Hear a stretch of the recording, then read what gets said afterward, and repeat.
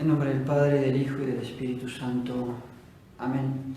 Seguimos con nuestras pequeñas prédicas, continuando con el catecismo del Papa San Pío X. Habíamos dejado para comenzar con el propósito de enmienda, es decir, la intención sincera de cambiar. Leemos entonces las preguntas respectivas para la prédica y la clase de hoy. 732 del Catecismo de San Pío X.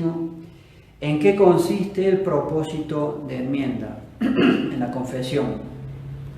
El propósito de enmienda consiste en una firme resolución de nunca más pecar y de emplear todos los medios necesarios para evitarlo. Es una de las condiciones para que valga la confesión. Si yo no tengo propósito de enmienda, la confesión es para cambiar, para tener la intención de cambiar. Si yo no tengo propósito de enmienda, la confesión es inválida. Yo tengo que ir a confesarme pidiendo perdón, arrepintiéndome, y el verdadero arrepentimiento pide la intención sincera de no hacer más los pecados. Ante Dios no serviría prometerle que uno va a seguir haciendo los pecados, pero en menor cantidad. No, eso es inválido. El propósito de enmienda tiene que ser la intención sincera de nunca más pecar, ni los pecados concretos que hice, ni ningún pecado mortal. Siguiente pregunta, 733. ¿Qué condición ha de tener el propósito de enmienda para ser bueno? El propósito, para ser bueno, ha de tener principalmente tres condiciones. Ha de ser absoluto, universal y eficaz. ¿Qué quiere decir? Que sea absoluto el propósito de enmienda.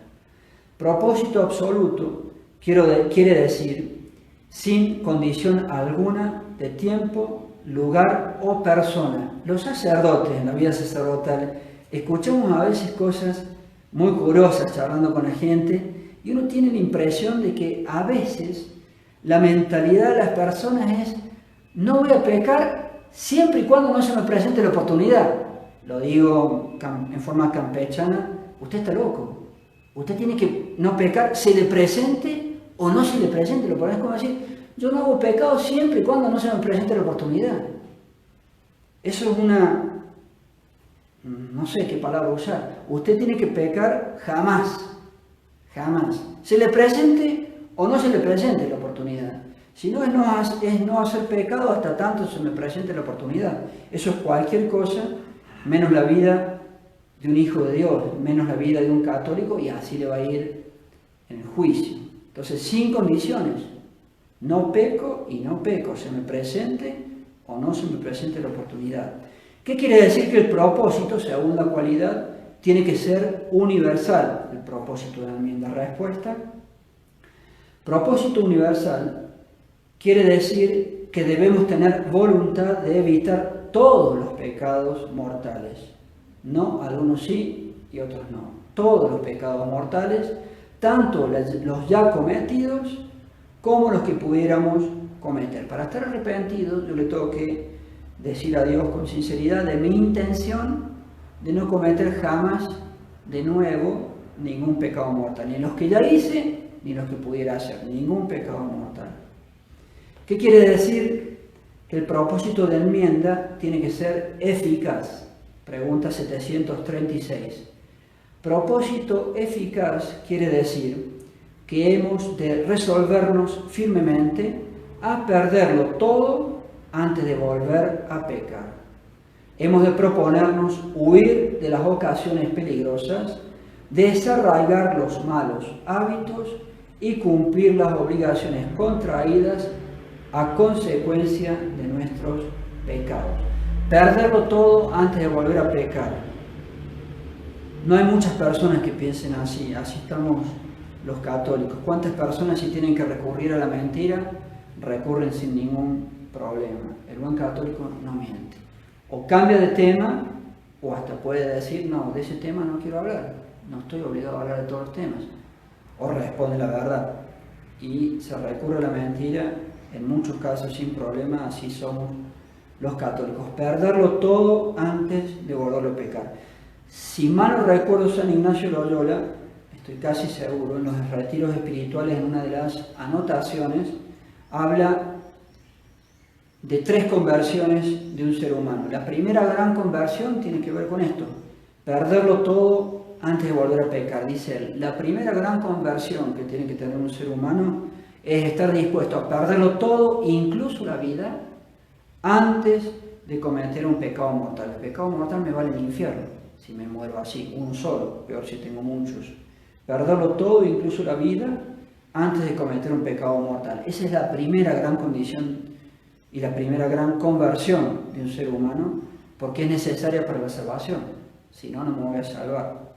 La segunda gran conversión que dice San Ignacio de Loyola es, más arriba todavía, estar dispuesto a perderlo todo, incluso la vida, antes que cometer un pecado venial deliberado. Es decir, que yo sé perfectamente que eso que voy a decir, una mentira, por ejemplo, es un pecado, y si bien tengo conciencia de lo que voy a hacer, igual lo hago. Esa es la segunda gran conversión, ya para una gran santificación personal. Repito, primera gran conversión, perderlo todo, incluso la vida, antes de hacer un pecado mortal. Si no, no me voy a salvar, si no me voy a ir al infierno. Segunda gran conversión, más elevado en la vida espiritual, perderlo todo, incluso la vida, antes de hacer un pecado venial deliberado, el que yo sé perfectamente que eso está mal, e igual lo hago.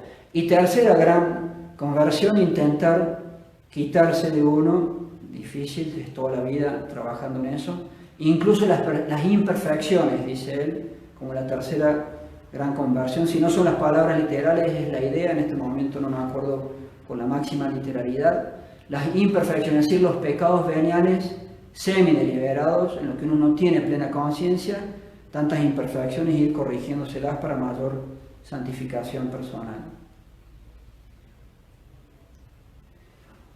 Pregunta 737. ¿Qué se entiende por... y acá una de las últimas características del propósito de enmienda eficaz dice, estar dispuesto a cumplir las obligaciones contraídas a consecuencia de nuestros pecados. Muchas veces uno adquiere ante Dios obligaciones y responsabilidades por haber hecho ciertos pecados. Padre, yo soy profesor de un colegio y les enseñé a mis alumnos que la unión libre está bien. No solamente se tiene que confesar, sino que le tiene que decir a sus alumnos, y si no, castigos inmensos va a tener de parte de Dios. Le tiene que decir a sus alumnos que la unión libre está mal y que eso manda al infierno y es un pecado mortal. Yo les fomenté a mis alumnos que hicieran anticoncepción y planificación. No solamente se tiene que confesar, sino que está obligado ante Dios a decir a sus alumnos que la planificación es un pecado mortal y manda al infierno. La familia numerosa, y solamente dentro del matrimonio, por supuesto, la familia numerosa, eso es lo católico, por más de que seamos más pobres, como eran nuestros abuelos, y tienen que volver a ser. Padre, me enfurecí con mi vecino y le rompí con una piedra una ventana sin que se diera cuenta él. Dios lo perdona, pero adquiere la obligación ante Dios de ir a arreglar el vidrio. Tiene que arreglar la ventana. Padre, me tenté en la tienda que trabajo y cogí plata de la caja. Dios lo perdona, pero la obligación que usted asumió ante Dios ahora le obliga a devolver. Entonces, muchas veces los pecados... Me puse a hablar a favor del aborto, Padre, soy un profesor en la universidad, medicina. Dios lo perdona, pero ahora tiene la obligación de hablar en contra. Los pecados muchas veces crean obligaciones ante Dios que tenemos que cumplir. Ahora sí, siguiente pregunta, 737, ¿qué se entiende por hábito malo? Hábito malo se entiende por la disposición adquirida, de caer con facilidad en aquellos pecados a que estamos acostumbrados. Un hábito malo se me termina formando porque yo repito, invento 500 veces el mismo pecado mortal, pongamos. Termina haciéndose no solamente un pecado, sino una mala costumbre, un mal hábito. Una persona que es alcohólica, tanto tomar de más, se le termina creando un mal hábito del alcoholismo. Los pecados de lujuria, tanto pecar de lujuria, se le va creando un mal hábito de pecar de tal o cual manera de lujuria. Los pecados en su repetición terminan produciendo hábitos malos, que son más difíciles de quitar. Todo se puede quitar y de todo uno puede cambiar, pero son más difíciles. Última pregunta por hoy, 738. ¿Qué hemos de hacer para corregir los malos hábitos? Para corregir los malos hábitos hemos de velar sobre nosotros mismos, estar pendientes de no caer en los riesgos o ocasión de volver a pecar. Hemos de rezar frecuentemente. Ningún ser humano puede solo en la vida espiritual. Ningún ser humano puede solo salirse de sus pecados y lograr la salvación eterna. O nos apoyamos en lo que Dios ofrece para tratar de cambiar, o no seremos capaces de cambiar. Lo más común, la oración y los sacramentos. Entonces hay que rezar mucho para poder salir de los malos hábitos y dejar de pecar. Otro consejo, confesarnos a menudo.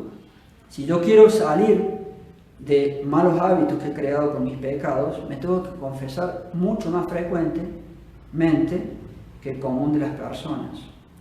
Y poner en práctica los consejos y remedios que me da el sacerdote. No hagas esto, y voy y hago eso. Pero entonces, lo digo también paternalmente, eres bobo. Te digo que no hagas eso, haces eso. Entonces yo no voy a salir nunca de los pecados. Allí dejamos hoy, ya tienen algunos conceptos para reflexionar. Ave María Purísima.